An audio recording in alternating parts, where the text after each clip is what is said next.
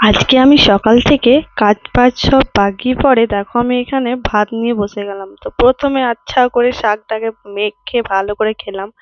তারপরে কি বলতো, আজকে করেছিল মা আম দিয়ে আলু দিয়ে পোস্ত। আর আমি করেছিলাম মাছটাকে পেঁয়াজ রসুন শুকনো লঙ্কা দিয়ে ভাজা। আজ আর কিন্তু মাছের কিচ্ছু করিনি, কারণ এই গরমে না ভালো লাগছে না খেতে। আর হচ্ছে লাউ ডাল। তো দেখো আমি লাউ ডাল খাই না, তো একটু নিয়েছিলাম। আর পোস্ত আর ওই মাছের ভাজাটা দিয়ে খেতে কি ভালো লাগছিল, দেখো গরমে মুখটা পুরো ঘেমে গেছে, প্রচন্ড গরম। আর এরকম খাবার উফ, মানে দারুণ, খুব সুন্দর তৃপ্তি করে খেলাম আজকে।